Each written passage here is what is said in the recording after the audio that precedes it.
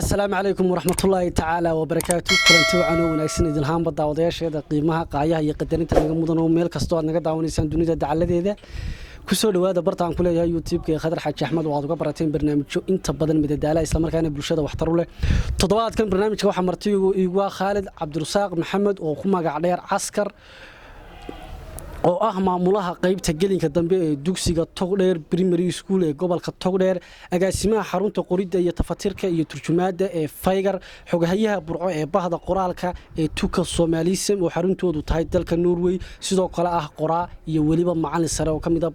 barayaasha gobolka Togdheer iyo waliba hal-abuur Khalid Cabdirasaaq Maxamed Askar ugu horeyn ku soo dhawow bartaan ku leeyahay YouTube-ka ee Khadar Xaaji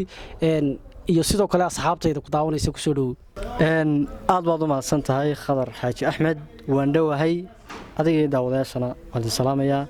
waxa kale aad kaaga mahadnaqayaa sida martiqaadka aad samaysay aad baad u mahadsan tahay Khadar adiga mudan mar koobaad iyo mar labaad waayo waqtiga qaaliga ah ayaad noo soo hurtay anaga iyo bulshada ku xiran bartaan YouTube-ka ku leeyahay waxaan guda gali doonaa Khalid maasooyinkiisa oo runtii maasooyin aad u fara badan oo aan barnaamij iyo lababa aan kaga gayoonaynin hasa haatee dhowr kamid ah maasooyinkiisa oo ah kuwa ugu tunka weyn leh aan soo qabanay isla markaasna isleenahay bulshada waxbay ka bedeli karayaan maasada koobaad ee soo qaban doonaa waa maason la magac baxday Saxariir maasadan oo ka hadlaysa tahriibta ama dhibkeeda Khalid xilligii aad tirisay iyo wixii kugu dhaliyay iyo waliba xilligii aad dhameystirtay maasada laftirkeeda Khadar waa saad sheegtay maansada Saxariir waxay ka waramaysaa taariikhtii dhibaatadeeda runtii munaasabad bay lahayd maansadaasi ama waxa ay lahayd sabab magaranaysaa ay u keentay inaan curiyo 2013kii annagoo dugsiga sare ku jira ayaa waxay soo gaadhay niman asxaabtayda oo la sheegay in markaa ay damacsan yihiin inay tahriibaan oo tacabiraan markii nimankii la sheegay waxaan isku dayay inaan la hadlo oo aan raado warkaas ay soo gaadhay maxaa ka jira maxaa sayid ku dhaliyay nimankii waan sheekaysanay adigu sida dhalinyarada badankeedu ay ku andacoodaan inaan wadanka waxa ma yaalaan barasho ma taalo shaqo ma taalo ayay ku andacoodeen markii aanu kala tagnay ee aan guriga tagay ayaa markaa ay igu soo dhacday maadaama hadal caadiya ay waxba ku yar qaadan waayeen in aan balhab tixaysan aan ula hadlo iyaga iyo cid kasta oo markaa ku fakaraysa in ay tahriibto iyaga laftirkooda saad ka dhawaajisay inay tacabirayeen markaas oo tahriibaan bay diyaar u ahaayeen maasadan ma waxa aad tirisay mar asxaabtaada ay tageen ba mise iyaga laftirkooda uu joogay hadiiba ay tahay markii ay joogeen aad tirisay maasadan laftirkeeda ma loo oran karayaa asxaabtaadii laftirkooda waa mid ka baajisay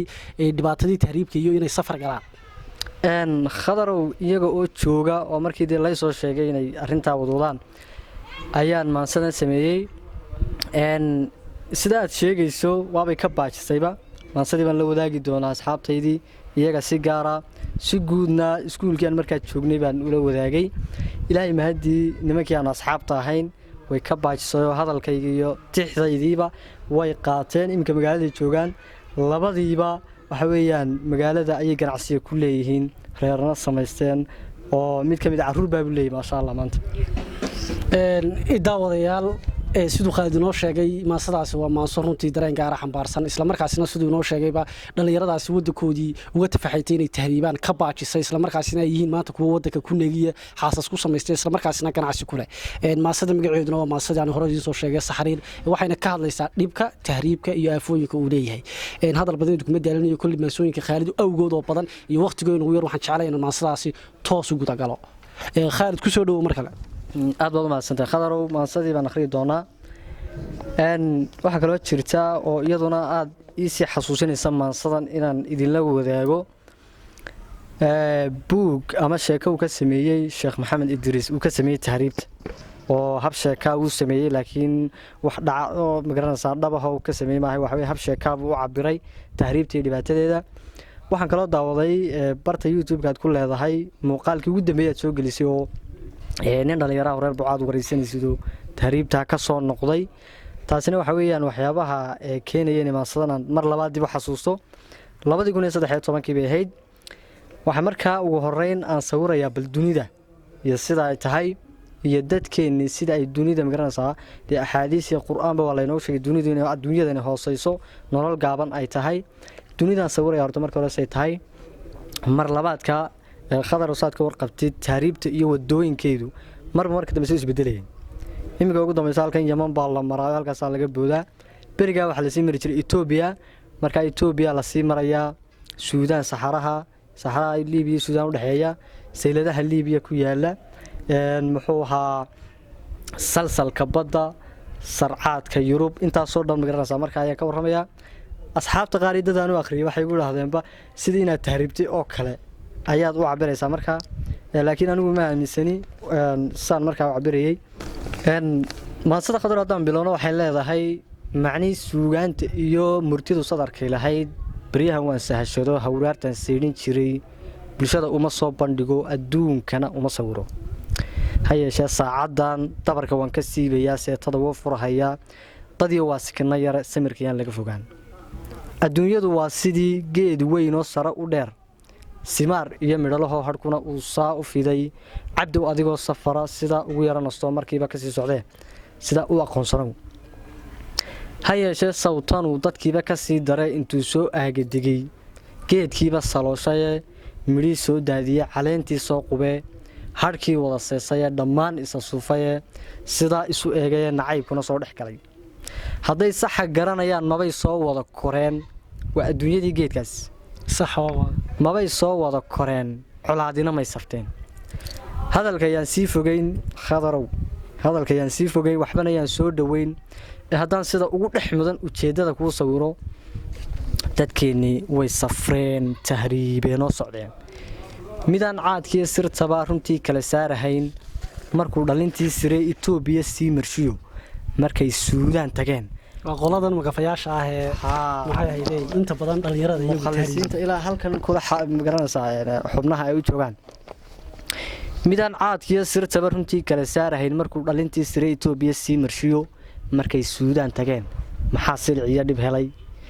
magafa isadqaynayo maxaa lacag soo diray midaan shilin soo xarin dhagihiisa ku soo dhaceen aabe ama hooyo aan waxba bahayn markeedii hore magaranaysaa lacag soo diray waalidka inta badan loo soo qeylanayo iyagoo ogaa waliba de nolosha ay kaga tageen oo sooranaya jawaan baa arkay riwaayada ka meteleen aad qurux badan oo runtii hooyo iska diifaysan oo iska kimist duwayso kale ta la soo garaaco in khalkhalka awgeed ku dhashay xitaa kimista ay xagga kale runtii riwaayada aad u jilis badan oo xaraabo bandeed bahay aad iyo khadar oo dhibaatada qofkan tahriibay ku dhacda mid ka weyn oo ka culus oo qalbiga iyo jidhkaba aaba ku dhacda waalidka marka gaar ahaan hooyooyinka marka uu soo qeylay Almira wuxuu leeyahay qofkiiba lacag soo diraa markay suurtowda ee aabuhu lacag soo diray ama hooyadii ay Suudaanta ka sii gudbaan maxaa safaryaal dib badan maxaa xariir qabsada hanfiga meesha ku sugan dadka qaar sii dhintaan dadka intaas Liibiya inta la gaadhinba صح haddii ay markaa magaranaysaa gudbaana waxa weeyaan haddii ay sii socdaan wadkuna uu la saayiro nolosha ay ku sii jiraan way saxara dhaafaan saylada Liibiya ku yaal markay soo caga dhigtaan halka khadar u bariga 2013 markaan maasadan qorayay runtii de jeelasha lagu qorayay waxa soo man saylada ka cabiray bari dambe xaqiiqatan way soo baxday in la yiri baa oo dhalinyarada halka joogtay soo hadleen saylada ka dilaacay Liibiya oo de in la tahriibiyo mukhalasiin loo kala gudbiyaba ka weyn ee de xubnahoodii laga ganacsanayo saylada Liibiya ku yaal markay soo caga dhigtaan maxaa niyad aan samayn maxaa tolosay u dhicimaankooda ku soo dhacda markaas uu isweydiinay tolosay wax noqonaya waxay si xun ugu jiraan seeraha lagu ootayo shilkii weynaa sugan waa kii badda markay badda galayaan doonta galay waxay si xun ugu jiraan seeraha lagu ootayo shilkii weynaa sugan markay safarkii badiyo halaaga u soo baxaan ee ay doon samaysa iyo alwaax laysa saarayo sugnaanteeduna yar tahay saq dhexe ku dhaqaajiyaan maxaa warwar iyo saluug maxaa yaa saatirow saluug iyo warxumaan maxaa walwal soo wajaha markay samad iyo badduba badiba markan galeen ayo markay ay badda galeen badda ku dhaajireen maxay dareenkooda markay samad iyo badduba madow soo wada baxaan ileen aadmigu sinaan sidaa faruhu ahaa naxdinta meesha ku sugan dad bay wada saanyitaa qalbigu uu soo baxaa subxaanaka yaa raxiim marka naxdinta badda iyo madowgeeda iyo ayaa dadka qaar naxdintii markaa baddii bay ka gudbayaan. waxaan leeyahay markaa ninkii sakaraadka iyo geerida soo dhaafay ee talyaaniga soo galow, haddaad sifaheeda iyo siday noloshaasi tahay saxaafad u sheegi lahayd, tollo ay soomaaliyeed sidii burco ay ahayd, maxaan nabad seexan jiray, wanaag soo toosi jiray, maxaan safo hooyaday, maxaan aabbahay siciid nabsuud iyo laabsamaan nolosha saaceeda waxaan sinaan ula qaybsan jiray. markuu dabcan iska qoomamaynaya sidaa ma ku odhan lahayd baan leekii xaqiiq waa sidaa buu leeyahay. halkaa nin magaranaysa asxaabta iyo dadkaa tahriibay ka mida oo aan la xidhiidhay oo aan wax ka weydiiyey, wuxuu igu yidhi xaqiiqatan markaa berigaan maasadan wuu maqlay isagoo burco jooga, haddana mooy dhinacay ka dhaaftay adigu wuu tegey uun. markuu xaggaa tegay wuxuu igu yidhi tabtaad sheegaysay ayaan iminka leeyahay, burco iyo dadkaygii iyo asxaabtaydii iyo hooyaday iyo dhulkaygii, waayo yurub shaquun baa taallaa, xataa ka sharciga haysta shaquun baa taallaa 24 saacadoodba. markaa waxa weeyaan talyaanigii wuu dhaafayba ka soo qaad oo uu ka badbaaday. waana kasaa u soo hadlayaa, dad baa jira sii gudbo intay yurub sii galaan, wixii silic iyo dhib helay bulshada uma soo diree, sawirka uu maanta galay intuu netka soo dhex dhigo oo seeraha facebooka dhigo qoraal soo raaciyaa. wuxuu leeyahay nimcaan saa ugu jirnaa barwaaqaan sooranahay, baleeg sawirkaa qurxoon. marka waxa weeye dhallinyaradan say u badan tahay, ma arkaysid nin dhallinyaraa inaan wiil iyo gabadhku doonama ha ahaadee oo soo tabinaya wixii dhibaato iyo silic kala kulmay. inta badan waxay soo tabiyaan sawirada qurxoon iyo waxyaabaha ay xagga kala kulmeen, wixii xumaad dhallinyarada dib uma xasuusiya say ugu wacyigeliyeen. aad iyo aad waa sida khadar oo xataa qaarkood dee qolka iyo meesha yaray joogaan uunbay isku soo sawiraan, magaalada iyo marmarkeeda iyo bulshada dhexdeedii iyo way yar tahayba. marka waxa weeyaan dadka markaa lama soo wadaago wixii, laakiin sawirka uu maanta galay intuu netka soo dhex dhigo qoraal soo raaciyaa. wuxuu leeyahay nimcaan saa ugu jirnaa barwaaqaan sooranahay, baleeg sawirkaa qurxoon. markaasaa suburdhihii kii magaranaysaa nacaska ahaa amaba dee wax uu caqli celiyo waayey, markaasaa suburdhihii ninkii qawad soo hijiray ee dalkiisa saluugsanaa waxa ay soo dhigeen siday tahay moodayaan. raacaya run moodayaa dee magaranaysaa. waxaan ku soo gabagabaynayaa bulshay sida aan qabiyo sidaan ku matalay dadka haddaan idinsoo hordhigo, ninkaas saxaraha badiyo safarka aan laga fikerin ku saaray naftiisa iyo ninkaas sanka duubtay intuu bamba soo rakibay naftiisa ku siibaya inay siman yihiin ayaan anigu si filow qabaa. intaasaa markaa dabcan oo adigaa dee sifeeyey oo ninkaas tahriibay ee wadankiisii iyo faamiligiisii iyo nimcadaa ka tegey ee maanta tahriibay ee badda galay waxba isma dhaamaan qolooyinka ay tahay maxay ahayd ay isku soo xidhaan qaraxyada naftooda sida fudud ee ku bixinaya. maasadaas waxay ahayd maasadii saxariir isla markaasina ka turjumaysay ama se ka hadlaysay dhibka ay tahriibtu leedahay oo siduu Khaalid horeba inuu soo sheegay haddaan intiina igu soo biirtaan dib u xasuusiyo ahayd maaso dhalinyaro badan ay ku najixeen oo tahriibaysay oo ay kaga baaqdeen oo asxaabtiisii ka mid ahaa. halkaan nagala socotaan waliba Khadar Xaji Axmed, halkaan ku sugannahay waa Scandic Hotel oo aan mahad celinayno mulkiilaha hotelka Maxamuud Aadan Cadib. sidoo kale kamarada iyo muuqaalka quruxda badan ee idin muuqanaya waxa tuubaya Cabsaaq Maxamed Cumar oo magac dheer sanka. maasada labaad ban Khaalid soo qabanaya anigoo barnaamijka waqtigeena ugu yar awgeed. maasada labaad waxa la yiraahdaa Mahiyeen, waxay ka hadlaysaa waxbarashada sidoo kale ahmiyadda ay u leedahay bulshada waxbarashadu. Khadarow waxa weeye maasa gabay ah oo aan ku cabirayo bal waxbarashada iyo muhiimadeeda, iyo haddii aan jiilkan imika soo kacaya waxbarasho waliba waxbarasho markay leeyahay waxbarasho uun maahe waxbarasho tarbiyad la socoto oo qofkii dhisan yahay dhaqankiisii iyo wadaniyadiisiiba ay dhisan tahay. waxbarasho noocaas haddii la waayo dhibaatada ka dhalan karta. inta badan dadku wuxuu bay islaahdaan waalidku bar ardaydo waxaan xasuustaa waagaan dhigan jiray aniga laftarkayga dugsiga hoose dhexe waxa ku qornaan jirtay galaaskayga al-cilmu bilaa adab ka shajaratin bilaa samar. markaas waxa weeye markaa Khadar cilmi iyo aqoon bilaa dhaqana bilaa akhlaaqi waa sidii geed bilaa midho weeyaan. marka waxa weeye maasadaasi waa 2014 maasadaasi waa maasa gabaya kullu qayn maayo waxaan ka baqayaa dadka cod xumaantaydaas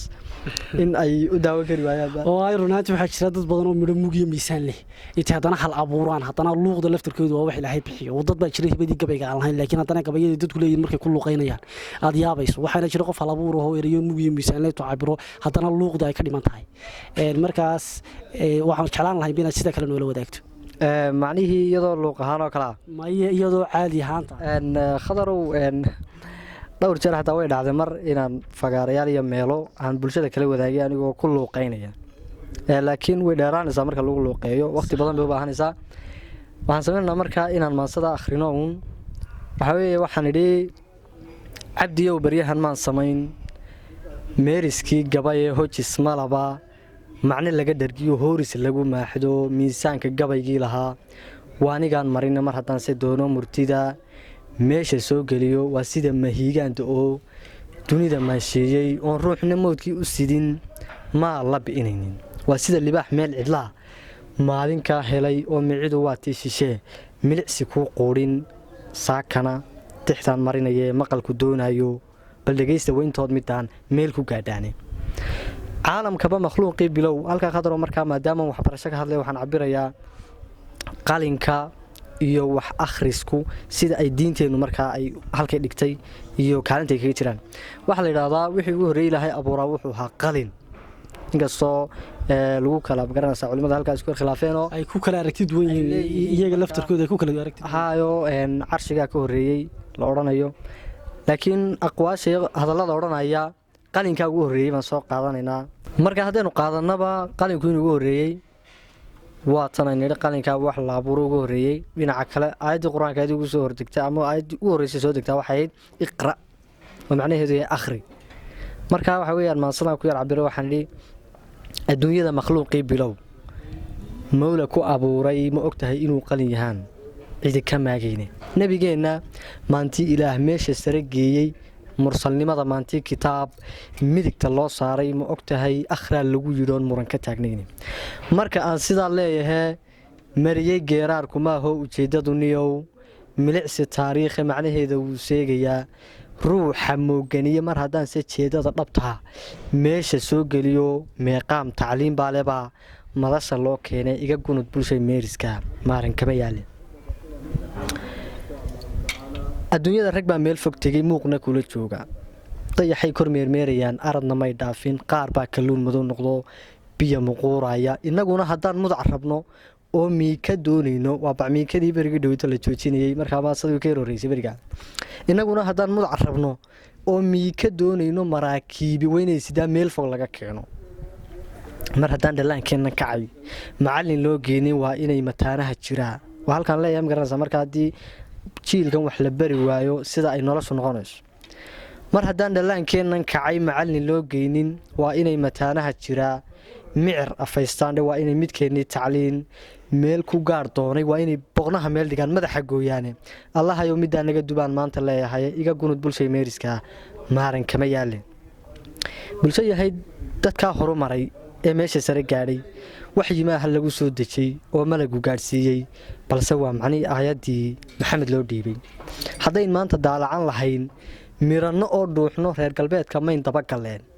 mana daciifneene iyagaaba soo mari lahaa saxaruhu maanta ku mandhay dadkeennii dhammaan mowdka uga yeedhay iyagaa miskiin yeelan lahaa fuqaro muuqeedee iga gunud bulshay meeriska maaran kama yaale waxba yaan mahiigaan fogeyn minidka dheerayn waxaan hadal ku soo meerayaa ama ku soo moosay maahmaahdii soomaalida haddaan meesha soo geliyo tog weliba muggiisuu biyaa maaga tuuraayo muruqooda muruqeenna waa inaan tacliin maanta gelinayo maansadaaina khadaro intaasi run ahaantii intaas waxaa ku dhan maansadii mahiigaan oo ka hadlaysay waxbarashada iyo ahmiyadda ay leedahay iyada oo tusaalayaal badan oo ay ku jirtay waanooyin in dhallinyarada wax la baro sidoo kale ay ku jirtay in ummadda laftarkooda iyagu horumaray ayna wax kalena dheereen ay tahay uun inay wakhtigooda ka faa'iidaysteen iyo se wax u barteen ay mudan yihiin dhallinyarada imika joogtaa in wax la baro siduu khaalid ka dhawaajiya haddii kale ay noqonayaan ummad islaysa sidoo kale qabyaaladu dhex gasho midiye iyo amla isku afaysta mar kale waxaan leeyahay abwaan qoraa macallin sare khaalid cabdirasaaq maxamed caskar waad mahadsantay waqtiga qaaliga aadna siisay bal intaanan khaalid oo u gudbin maasooyinka kale inoo qoran oo runtii maasooyin iyaguna xiisooda wata bal xilligii ugu horreysay ama waqtigii ugu horreysay ee isku aragtay hibadan ah inaad wax abuuri karayso xilli ma yahay khadar waa runtii waa su-aal meesha ku jirta oo qofka soo meel erayees la soo taagan la weydiinayo 2007 ilaa 8 meelahaas ayay ahayd inkasta oo aanan aad u wada xasuusan wixii aan idhi haddana aniga oo meel xaafadda ka yar baxsan ku ciyaarayo asxaab kale caruur xaafadda la ciyaaraya ayaa waxaan kubad baan ciyaarayay markaa kubaddiiba oo adiga arkayo inta badan marka garoonka kuwa ku jira maaha kuwa kale ayaa dibadda uga baxsan ama daawanaya kubaddii aan ku ciyaaraynay berigaa kubaddana aad baan halkii dhalinyarada ugu daqranaa oo aan marka waxa weeyaan kubaddiiba kuwa dibadda taagnaa ay qaateen oo la yaaceen deedna waxa weye dhididkii baan ugu qalalay erayaan markaa maalintaa idhi inkastoo aanan aad u wada xasuusan beryahaasaan xasuustaa waan qorayba mar dambe haddana waraaqo ma garanaysaa iminka midhiga labaad ka xasuustona la wadaagi karaysaa weli qalbiga muku haysa niyo runtii dee waxaan hayaa af soomaaligoodii umaan hayaa iyagoo af soomaaliya bal wixii iyaga laftarkoodu tibaaxayiin taa laftarkeedu waa macnay samaynaysa waa taqaanaayo khadarow dee caruurtu marka layahay dhalinyaro ama caruur layahay ereyada la adeegsada waa taqaanaa ereyadaas xataa caruurta nooc waxbay ka sheegayeen kuwa sidaas ahoo aan xalaal ahaynba kubaddii naga qaatay oo kubaddii la tegay oo magaranaysaa marka isla goobtaasaa baan idhi beriye ka dambeysay oo aan saa u sii fogeynba 2008 meelahaasana waxaan bilaabayba inaan qalinka qaato oo bal waxaan aan ku hadlayo aan qoro marka waxaan sameeyeyba maansoo aan u bixiyay noolaha ilaahay oo ilaa adigu 130 bayd oo maanso ahaana inkastoo aan qaafiyadeedu dhisnayn laakiin miisaankeeda beri dambe oo ay kala garanaysaa kala fahmay miisaanka maansada oo markii runtii waa aragnimo iyo waxyaabo badan ku kordheen ayaad aan beri dambe aan ogaan doonaa oo eegi doonaa bal waxaan beriga qoray qaafiyad ahaan ama xaraf raacu uu ka lunsan yahay laakiin miisaanka iyo garanaysaa maansadaas uu miisaamay intaasaan kaga nimaadno Khalid oo runtii xilligii ugu horeysay oo curin karayo isku arkay xilligii uu ahaa 2007 iyo runtii waqti aad u fog oo daadiisuna aad u yarayd xagga kubaddana Khalid ana marxaatiidko wuxuu ahaa dhalinyaradii aad kubadda halkaas uu sheegay isagoo ugu dakhraneed xaafadda dhalinyaradii ugu laacibsanayd buu ku jiray in badan oo dhalinyarada xaafadda ay xasuusata ma filaya aanu ugu dagalno maansada saddexaad Khalid maansada saddexaad waxa la yiraahdaa qaybsan waxay ka hadlaysaa nolosha duruufaha nolosha iyo noloshu waayaha ay leedahay bal Khalid maansada laftarkeeda xilligaad curisay wixii kugu kalifay inaad curiso nolosha laftarkeeda adiga ku dhibtay mise nolosha laftarkeeda oo ku nacisay kugu kaliftay inaad maansadaas nolosha ka hadlaysay qaybsan aad tiriso khadar waad maasan tahay mar kale waxa weeyaan 2015 waxaan akhriyay sheekadaas markaa waxay ka waramaysaa nin abaal loo galay kadibna halkuu abaalkii inuu Soomaalidu waatan tiraahdo abaal looma galay in la gudo inuu gudaa haba joogtay wuxuu ku daray santaag iyo aftaag iyo sidii magaranaysa adu kibir buu ka sii qaaday abaalkii loo galay sheeko noocaas aan akhriyay marka sheekadii dhameeyay baa waxa igu soo dhacay 2 bayd baa igu soo dhacay waxaan idhi qofkii gobahuun abaal u garo nacas waa qorfee qofkii gobahuun abaal u garo nacas waa qorfee nacasku magaranaysa qofka aan waxba magaranaysa nacaskaahi waa cidlo weeyaan waa meel qorfaa markaan xaafadii tagayna waxaan isku dayay bal inaan waxooga ka sii idhaahdo oo aad isku daydo inaad tudciye kala sii raacso si dhameystirto aad iyo aad aan markaas sii badiyo marka waxaan u bixiyay qaybsan magaceeda haddaan sir dul taago waxa weeyaan waa laba kelmadood saaran laba eray saaran malay waa qayb iyo san waa qayb iyo san oo wanaagsan marka waxa weeyaan waa qayb wanaagsan oo nolosha kamid ah oo waliba tala wanaagsan oo magaranaysa nolosha laga siinayo maansada qaybsan baan u bixiyay marka waxa weeyaan qaybsan waxay leedahay qiimaha noloshu gartaa qofkii waayaha fahmaa qiyaasta daraaruhuna naflaha waa qaybsan tahay hay'ashee kala qab weyn 4 saacad buu qofka saaysta حتى dadka iska daayay xayawaankiiba 4 saacadood bay haystaan laakiin waa lagu kala qabwan yahay ama sida looga faa'iideysanayo ayaa lagu kala duwan yahay oo halka Khalid hadan ka dhex galo inta badan waxa la yiraahdaa dunida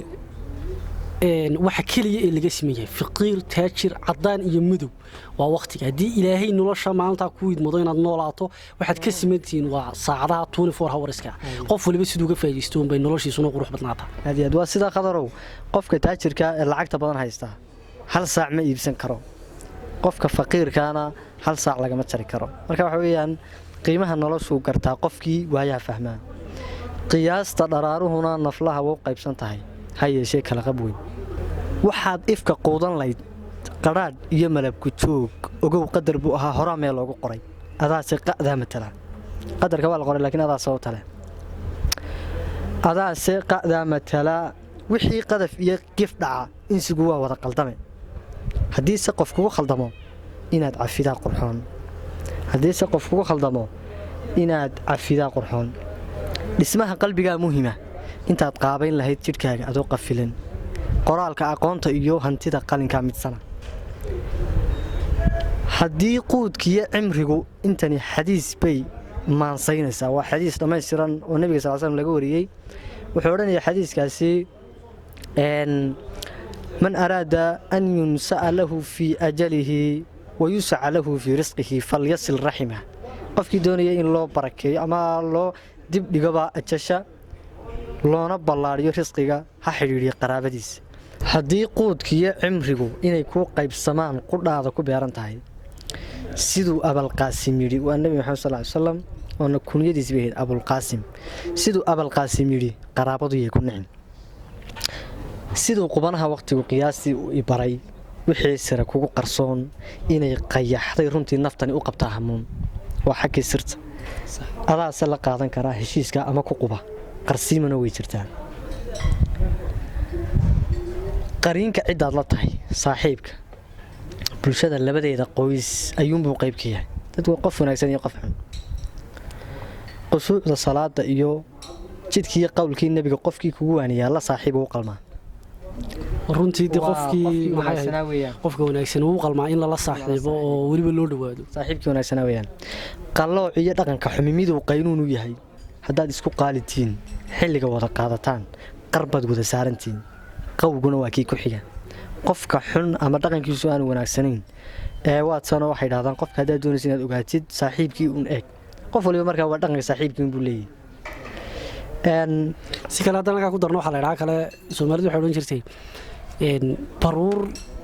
baruuro badan waxaa qurmisa hal baruur markaas marka waxa weye saaxiibka xuni saaxiibo kale wanaagsan hadduu dhex tegada wuu waalaya wuu xumaynaya qallooc iyo dhaqanka xumi miduu qaynuunu yahay haddaad isku qaalitiin xilliga wada qaadataan qarbaa wada saarantiin qowguna waa kii ku xiga waad ku dhacaysaan marka dambe meel xunun wax xunun baa ku dambaynaysaa marka dambe si kasta aad u wanaagsantahay haddaad qof xunun la saaxiibto markaa khadarow waa sidaa gaaban ee qodobada nolosha waxbarashada saaxiibtinimada dhaqanka cafiska ka warramaysaana intaasay ku eeg tahay halkaasi waxaa ku dhan maansadii iyada laftarkeedu la magac baxday qaybsan ee ka turjumaysay nolosha iyo inuu qofku saaxiib wacan xusho islamarkaasina uu bulshada qof fiican uu kala saaxiibo mar kale khaalid waan u mahadnaqaynaa sidoo kale haddaan idin xasuusino mar kale goobtaan ku sugannahay waa Scandic Hotel aadna waxaan ugu mahadnaqaynaa mulkiilaha hodheelka maxamuud aadan cadib maansada afraad haddaan ku socdo khaalid waxaa la yidhaahdaa gobaad waxay ka hadlaysaa ammaanta hablaha waliba habluhu waa isku jiraan habluhu waa kuwi waa hablaha togdheer oo kaliya ayaa maasadan iyagu u leh hanti ama si uu khaalid u hibeeyey khaalid maasadaas ay gobaad ee ka hadlaysaa maanta hablaha gobolka togdheer inta badan hablaha gobolka togdheer aad baa loo ammaanaa bal xilliga adiga kugu dhalatay ujeedada kugu dhalisay inaad hablaha togdheer aad ammaanto maadaama aad tahay wiil adiguba reer togdheera bal nala wadaag iyada laftirkeeda khadar waad wanaagsan tahay maasadan gobaad waxa weeyaan waxaan idhahdaa haddii maxamed ibraahim warsame hadraawi ilaahay subxana watacaala cimriga iyo caafimaadkaba u siyaadiyo uu ammaanay hablaha geeska africa ee markaa isagu waa heer international weyaan waa heer international runtii iyo wamaasadiisaasna maaso ka mid ah saacadka loo iyadoo waxa baan arkay wibri dhowtole heesata laga sameeyo nin qaadaya oo ku luqeeyay way jirtaa markaa waxaan idhi bal markaa dee aniguna hoos baan usoo yara degayo hablaha togdheer ayaan markaa ku soo yarqaatay waa maanse gabaya waxaa kaloo markaa si gaara ay usii khusaysaa maansadaasi hablihii gaar ahaan aanu secondariga dugsiga sare ka wada baxnay ayaan markaa iyaga si khaasatan ah aan ugu sii hibeeyey oo aan maansadaa ugu sheegaya ugu sifaynaya waxaan filaya khaalidow maansada laftarkeedu inkastoo iminka sii kala qaybisaa jira hablihii galaaskayga ee waqtiga aad secondariga isku haydeen iyaga laftarkoodu way ku dhegeysanayaan hablaha kale ee togdheer laftarkooduna iyaga laftarkooduna iyaguna ku dhegeysanayaan bal maansadaasi noo gudagal mahiigaan waxay odhanaysaa jixo gabaya geeraar murtine amase guurowga gartan xaajo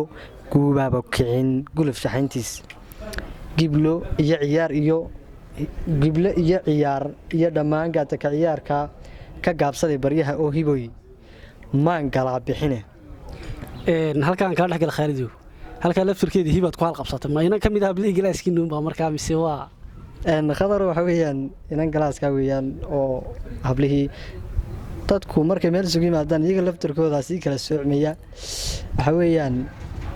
inantaa waxaa la yidhahdaa hibaaq saxardid axmed imika waxay ardayda jaamacadda burco qaybta caafimaadka diyaarinaysa iyada iyo hablihii galaaska iyo guud ahaan hablaha togdheer oo dhan waa salaamaya kartan xaajo guubaaba kicin guluf shaxayntiisa giblo iyo ciyaar iyo dhammaan gaada kacayaarka ka gaabsaday baryaha oo hiboy maan galaa bixine ma doonyeysan geedkii murtida loo golayn jiray ma doonyeysan geedkii murtida loo golayn jiray balse galabta qodob u lubigu gocasho dayn waayey oo maanka iga guuxayaan goobta soo dhigiyee dhug u yeesha waa tana gubaad yeedin gees marine nebi aadam galabtii jannada guula ku abuuray kuma gelin sidaasoo barbaa gooso noloshii markii keligii la abuuray muusii joogin macnii ama saa may ahaanin xaawaa la abuuri doona iyadana garashiyo ilaah baa xikmadii gebi ahaanteedba ay gaar u tahayoo midhkaa ruux kastaa garaye waatuu ka gooyey xawaa innagu xaaweyn nidhaanaa laakiin magacu si saxa carabiga wuxuu ku saxaya xawaa waatuu ka gooyey xawaa garabka feedhiisa ka unkamay garaadow markaa geesna kala siiyey garashiyo ilaah baa xikmadii gebi ahaanteedba ay gaar u tahayoo midhkaa ruux kastaa garaye waatuu ka gooyey xawaa garabka feedhiisa ka unkamay garaadow markaa geesna kala siiyey waxaan uga gol leeyahay halkaa wayla garateene gabdhaweeye duniduba cabdow khadarow gebi ahaanteedba anigoon guntiyo jeeddadii gobodii soo taaban oo aan gunaanadin dixdaan gacanta ii saaran masalooyin gaagaaban baan soo gudbinayaaye sida geesi guul iyo hantiyey libin la goobayey sida wiil garaad uu dhalo gaabsan lagu hooyey ama boqor garoomaysanoo gole la soo taagay sida curad gobaysana dhasho laga dul geeraaray ama gaari qurux iyo hufnaan cidi ku gaadhaynin garyaqaan maray tala xumayd xaajo kala gooyey ama caalim goobo sharciga toos u garanaya giddigoo dadka aan xusay ee gaadhay hadalkaygu gallad iyo ammaan iyo haddii sharaf la geysiiyo guudkiinna idinkaan bilado waa hablihii togdheer iyo kuwii wixii hoos ku jira weyaan guudkiinna idinkaan bilada gaar idiin sudhaye garabkiinna guuluhu ahaa gu'iyo jiilaalba gobonnimo sariig iyo xishood heegga sare gaadhay garashiyo idaab iyo aqoon gaabsi lagu faano talo iyo go'aan meelmarah iyo guurtinimo buuxda bari iyo galbeed iyo dhammaan guriga soomaali hablo garashadaad leedihiin idinku gaadhaya geyigaba ka soo waayey oo waa ka ceel gudhaye garabkiinna guuluhu ahaa gu'iyo jiilaalba guyaalbaa dugsigu goobta kulankeenna marka intan dambe waxaa hablihiibay aad garanaysaa hablihii aad sugalaas meydka haydeen iyaga ayaa aad u taabanaysaa guyaalbaa dugsigu goobta kulankeenna iyo uu gabaadnoo ahaa beeraan guranayno geed iyo hadhkiisuu ahaa gegi aqooneede guri iyo darbuu noo ahaa gamashi aan yeelan gurgurshahayiinbuu ahaa geediga wuu canee waxaan soo guclaynaba haddaan gebagebaynaayo oongaadh isleenahay halkii goolku uu xigaye garabkeenna guuluhu ahaa oongaadh isleenahay halkii goolku uu xigaye garabkeenna guuluhu ahaa gu'iyo jiilaalba maasadaasna intaasi ayay ku dhan tahay daawadayaal runtii la magac baxday gobaad ee ka hadlaysay ammaanta hablaha togdheer iyo weliba hablihii ay xilligaas uu iskuulka dhammeynayay khaalid ay ahaayeen isku galaasmeyd si fiicanna u ammaanay si fiicanna ugu duceeyey oo xilligaas ay taagnaayeen gabagabadii imtixaanka finalka examinationkiina dhammaantood ilaahay u fududeeyey oo ka gudbay haddaan u soo gudubno maasada ugu dambaysa barnaamijkan kusoo xidhi doonno waqtiga oo nagu yaraaday awga annaga oo jecelnaan maasooyin fara badan oo khaalid leeyahay oo aynaan ka gayoon idinla wadaagno hase haatee aan ka codsan doono inuu barnaamij dambe uu martiqaadka naga aqbali doono maasada ugu dambaysa aan kusoo gabayn doonaa waa dulin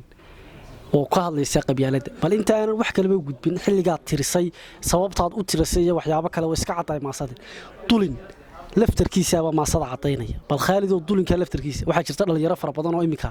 aan af soomaaligu ku adag yahay bal dulinkaa laftarkiisa kolley anigu markiiba waan fahmay anaan waxa ay ka hadlaysa sii sheegin bal dulin markaan idhi inay maasadu ay runtii qabyaalad ay xambaarsan tahay iyo maxay ahayday waxyaabo la mida qabyaalada bal noo sharax ereygaa dulin laftarkiisa maasada laftarkeeda xilligaa talisay adoo noogu xigsiinaya iyo waxyaabaha kugu dhaliyey khadarow 2014 bay ahayd in dhalinyaraahoo weliba da ahaan aad u yaroo firfircoon oo la yidhaha cabdiraxiin axmed ayaa ii soo sheegay inuu jiro barnaamij markaa tartan suugaaneeda oo lagu qaban jiray muddooyinkii u dambeeyey mooye inaan aniga ka qaybgal la'aantayda iyo aanan beryaha arag waxa weeyaan waxaa qaban jiray ama magaca uu barnaamijkaasi lahaa wuxuu ahaa han iyo himilo 2014 bay ahayd markaa wuxuu ii sheegay subaxnimo habeennimadiiba oo barnaamijku soo xidhmi doonaba ayaan markaa u fadhiistay uu ii sheegay barnaamijku wuxuu ku saabsan yahay iyo waxa laga doonay dhalinyarada ay ka soo maansoodaan qabyaaladda markaa waxa weeye markaa mawduuca laga hadlayay han iyo himilo inta badan waa ururka tartamada qabata gabayada iyo waxyaabaha markaas maansooyin kale laguma tartanaynin mawduuca la doonayay in laga soo tiriyo maanso ayaa ahaa maxay ahayd qabyaaladda khadar saasay ahayd qabyaaladdu ahaa wuu ii sheegay xaafadan tegey markaa waxaan weeyaan waxbaan isu ergegeeyey maansag markaa gabayaan sameeyey beri dambe adigu tartankii maansadii waan diray tartankiina waa la qabtay oo qiimayntii baa la sameeyey beri dambe ayaa munaasabadda amaan joogin markaa habeenka oo magaaladan ka maqnaa waxa weeyaan waxaa la qaybiyey markaa shahaadooyin baa la bixiyey ma garan karo tirada markaa ka qayb gelaysay tartanka beri dambeaan heli doonaa shahaadadii oo ay ku qoran tahay kaalinta 5aad oo adigu laftarkaagu aad gashay inkastoo aan jeclaa inay ku qoraan inta ka soo qaybgalayaasha ee dee kaalintan aan kaga jiro kaalinta 5aad 2014 markaa waxa weeyaan waxaana markaa garsoorayaal ka ahaa allah u naxariistay cabdisalaan caaradhuub oo macallin suugaaneed ahaa oo runtii gobolka aad looga wada garanayo arday badanna ay tabtay hurre walawal cismaan ibraahimna waxaan filayaa inuu isna uu ahaa markaa maansadaas dulin haddaan macnayno khadaro waxa weeyaan qabyaalad iyo dulin ka balan maansada u bixiya haddaan isga fajino dulinku waxa weeyaan waa cayayaan yaryar oo gala xoolaha oo dhibaateeya oo yaryarna marka qabyaaladiiba waxaa ka soo qaadayaa dulin bulshada galay oo doonaya in laga saaro dulinka laftarkiisuna waxyaabo uu sabab waxa kamid ah inuu xanuun keeno marka qabyaalada laftarkeeda waxyaabaha keenana waa dulinkaasu aad waliba qabyaaladu wax xanuun ka waaweyn bay keentaa oo dad isku madhaano dhiig daato dad isnacaan waxaas ay keentaa maansada markaa waxaan idhi da'da gabayga dubada baryaha intaad Khaalido maansada ugu gudagelinado raaliya xilliga aad tirsay 2014 ahayd hadii markaa waxay ahayd 2014 da'da gabayga dubada baryahan diiri ma lahayn dibnahaygu waa tay dhigeen dabagalkiisii mar haddaan se doono murtida maanka ugu deeqo sida roobka da'abay bulshadu igu ducaystaane waa daad rugmado oo nafluhu ku diirsaday waa aaran doog iyo ramaas xoola dararshaay dantoo keentay oo maansayahan deel ka tirinayo waa halkan kuu sheegay markaa dhalinyarada ku tartamaysay suugaanta dantoo keentay oo maansayahan deel ka tirinayo ama erey dadweynuhu codsaday kaga digsiintiisa labada dariiq baan miduun doojiya gabaye daalaco bulshay maansadaan deelka ka higaaji adduunyada dadyawga ku nool dacaladeedoo dhan dhammaan waa dadkii aadan dhalay duriyadiisii waa ilmo nebi aadan ninkii eebba deeqdiisa iyo darajo gaadhsiiyo kuma dooran reer iyo qabiil abi ducaalow qofka ilaahay meel sare gaadhsiiyo ama qofka meel sare gaadha waxa weeyaan ilaahay kuma doorto reer hebel ilaahay dee siduu quraankiisa noogu sheegay mana eego midab iyo mansab toona iyo inna allaha laa yanduru ilaa ajsaamikum walaa ilaa suwarikum walaakin yanduru ilaa quluubikum wa acmaalikum buu xadiiskii ahaa qur-aankana ilahi subxana wataala wuxuu leeyahay inna akramakum cinda allaahi atqaakum marka waxa weeyaan ninkii eebba deeqdiisa iyo darajo gaadhsiiyey kuma dooran reer iyo qabiil abi ducaalowe dadku waxay ku kala roon yihiin daacadda ilaah waa aayadda animka sheegin ha yeeshee dadkeennaa xumaan loogu dawgalay intay dunidu heerkaa tagtay libinta doonaysay daruuraha intay gaadhayeen dayaxa guudkiisa sawaariikh la diro iyo dhammaan qalabka duulaanka waxaa soo dabaaldega intay dunidu gaadhaysay dadkaygow qabiil baad sideendaayin abadkiine dadkaygow ninkii doora baad kala dilaysiine reer hebel dabyuu shidan midhkaa darajayuu gaadhin reer hebel dabyuu shidan midhkaa darajayuu gaadhin dibnahoodu waxba yay dhadhamin doorkan maanta dirir iyo dagaalba aan ku qaad weydinkii degay duulinkaa haddii aan dadyow waa qabyaaladii dabarka loo goynin dab haddaan la qabadsiin xumaa degeelladeennoo dhan dunjigeenba kulligeenba guulaan hellaa waa tudaba dheer daacuun qabyaaladi xumaan way ka darantay iyo duumiye wax baas weeye oo waa ammaan dumisee dibudhaca xertiisaa lehoo way ka duulaaneen nebigii ilaah soo diray ee weliba uu doortay digniintuu ka bixiyey ee weliba ee dushiyo diirka ka caddeeyey ka durkaay dadyow waa qarmuun door qabyaaladiye inuu hadal doorkaa la yidhi dib u xasuusnaada nebigu sal ly slam waa kii yidhi dacuuhaa fa innahaa mumtina isagoo qabyaaladda iyo in layskooxakooxayso oo laysreerhebelayso ama waa kii isagoo ka hadlay yidhi iskaga durka waxa weyaan waa mid wax uraysa weeyaane waxba gabaygoyo ila durkina waxaan ku soo duubay dadka maanta joogiya haddaan ubadka loo diidin nin kastoo ducaysiyo ninkii xumaha doormooda wax ma garato doqon iyo haddaan duufle lagu sheegin haddaan jeelka loo dayn bilo edabta loo duubin cilmi iyo aqoon daacadoo lagu dawaynayo culimiyo rag doora iyo haddaan odaya loo daynin dulinkaa haddii aan dad iyo dabarka loo goynin dunjigeenba guulaan hellaa waa tudaba dheer dunjigeenba guulaan helnaa waa tudaba dheer run ahaantii maasadaasi qabyaalada ka hadlaysay iyo aafada ay leedahay ee uu Khaalid ugu magac daray dullin isla markaasina uu tiriyay 2014 qabyaaladu sidoo kale waa aafo ee runtii saamaysa dhalinyarada sidoo kalena wadankeena maanta farabaan ku haysa daawadayaasha qiimaha iyo qaayaha iyo qadarinta naga mudan guud ahaanba intaas waxaan ku soo afmeenaynaa barnaamijkeena xiisaha lahaa ee toddobaadkan idinkaga imanayay bartaan ku leeyahay YouTube-ka ee Qadar Xaaji waxaana marti ugu ahaa toddobaadkan Khaalid Cabdirasaaq Maxamed oo ku magac dheer Askar oo kamida macallimiinta gobolka Togdheer gaar ahaan maamulaha dugsiga Togdheer ee geli ka dambeeyay sidoo kale ah agaasimaha xarunta qorida iyo tafatirka iyo turjumaada ee Faygar xoghayaha burco ee bahda qoraalka ee Tuka Somalism oo xaruntoodu tahay dalka Norway Khaalid Cabdirasaaq Askar mar labaad iyo mar saddexaad kaaga mahadcelinaa waqtiga qaaliga aad noo soo hortay sidoo kale barnaamijka waxa qayb laxaad ka qaatay oo mahadcelinaa hoteelka Scandic mulkiilaha hoteelka Maxamuud Aadan Cadib sidoo kale Cabdikariin Aadan Cadib muuqaalka quruxda badan iyo kamarada quruxda badanna waxa ay ugu helanaa isla markaasina Shaagarlaan عاوية صاحبك عبد الرزاق محمد عمر وكم قدر عبد الرزاق سيك تاني أنت أنا كل دون برنامج كله وكان لمده السلام الله عليكم ورحمة الله وبركاته.